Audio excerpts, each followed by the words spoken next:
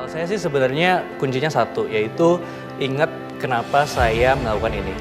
Gitu. Karena dulu saya juga mendirikan Ruang Guru bukan untuk memperkaya diri sendiri, tapi karena saya ingin berkontribusi untuk negeri. Saya tahu pendidikan di Indonesia masih belum baik, dan kalau kita hanya bertumpu pada institusi-institusi yang sudah ada, ya akhirnya lambat gitu. Dan kami waktu itu ngerti teknologi, kami ngerti pendidikan, dan kami melakukan sesuatu terhadap itu, dan itulah kenapa kami mendirikan Ruang Guru. Dan staf khusus presiden ini sebenarnya juga sama. Jadi gimana caranya kami selalu berinovasi, berkontribusi untuk negeri. Ya jadi ya alhamdulillah memang tahun 2019, tahun lalu, terutama di akhir-akhir tahun itu banyak sekali mendapatkan tugas baru, ada juga penghargaan dari Metro TV juga, People of the Year untuk kategori Startup CEO of the Year. Dan tentunya ini ya pengingat juga bagi kami sih, dan ini tentunya bukan kemenangan saya sendiri, tapi kemenangan 4.000 orang sekarang anak muda yang bekerja di Ruang Guru. Gitu. Pengingat bagi kami untuk selalu berinovasi gitu, karena ternyata kita itu diapresiasi loh. Karena dulu sebenarnya ya, untuk bikin cara pendidikan di Indonesia, saya dulu juga banyak diremehkan, banyak diragukan.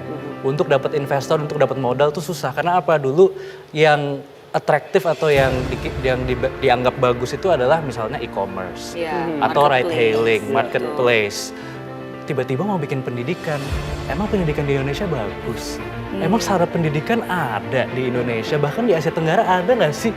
Tapi waktu itu saya dan Iman, teman saya waktu itu, partner saya dalam bisnis, itu mencoba. Karena ya emang kayak saya bukan untuk memperkaya diri sendiri, saya untuk ya tadi kembali ke misi awalnya, berkontribusi, dicoba dulu, nyemplung dulu, dan akhirnya bisa ternyata mengagetkan semua orang bahwa anak-anak di Indonesia kalau ada platform yang bagus untuk belajar, mereka mau kok belajar. Dan ternyata dalam 2 tahun aja, yang tadinya mungkin kalau kita tanya orang tua, bisa nggak sih belajar lewat HP? Sekarang, dulu akan bilang nggak bisa, sekarang semua orang akan bilang bisa. Rintangannya sebenarnya banyak banget sih, karena ini kan kita benar-benar doing the impossible, ya kan? Karena sebelumnya belum pernah ada yang bisa melakukan ini, gitu. Pertama, cari modal. Cari investor itu susah, karena siapa, masih muda banget, belum punya track record gitu kan.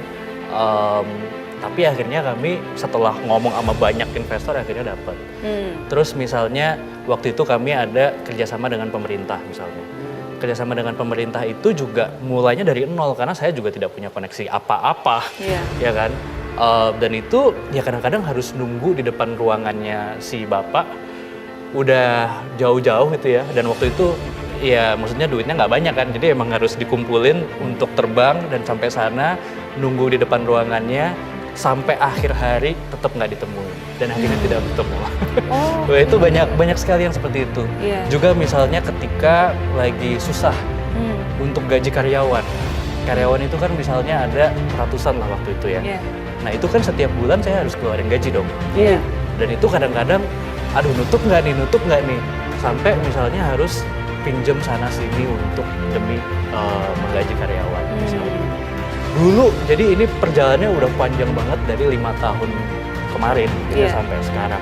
Dan ini juga tentunya kerja keras dari tim semua, dan juga ya ridho dari Tuhan Yang Maha Esa juga, karena sebenarnya ini ya kalau dipikir memang banyak keberuntungannya juga, tapi keberuntungan itu menurut saya terjadi ketika kita kerja keras setiap hari, selalu berpikir apa yang kita bisa lakukan hari ini, just do our best, and then let God do the rest. Jadi ini bukan tentang saya.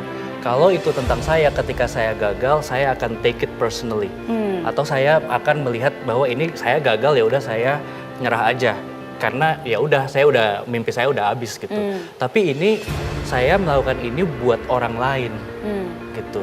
Gimana caranya? Saya tuh dulu bukan dari keluarga yang kaya raya juga, sangat sederhana. Saya bisa kuliah di luar negeri itu juga ya karena beasiswa, tapi banyak sekali anak-anak di Indonesia ini yang tidak mempunyai kesempatan yang sama gitu. Dan saya benar-benar ingin berjuang untuk mereka yang misalnya tinggal bukan di kota besar, tapi mereka harus ikut SBMPTN yang sama, harus ikut ujian yang sama. Gimana caranya mereka bisa berkompetisi, itu udah nggak mungkin gitu. Jadi ya saya waktu itu harus bisa pakai teknologi, harus bisa itu. Jadi memang, dan itu pentingnya juga ada partner sih. Itu penting juga ada partner, karena kalau sendiri ketika down ya udah down aja, tapi ketika ada partner bisa saling mengingatkan. Saling menyemangatkan dan saling mengingatkan. Dan itu tadi, jadi tujuannya itu harus lebih besar daripada diri sendiri, dan itulah yang jadi bensin. Oke, nah untuk terus semangat ya, jadi menurut saya ada dua sih. Satu adalah selalu mau untuk belajar, karena kita itu ada di era yang semuanya akan berubah. Jadi yang paling penting itu adalah semangat untuk terus belajar. Jangan cepat puas, saya pun setiap hari selalu belajar gitu. Yang kedua adalah tadi, nyemplung aja.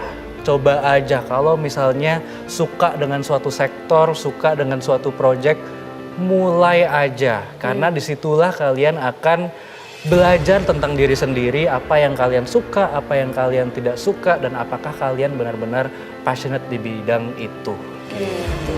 Oke, baik.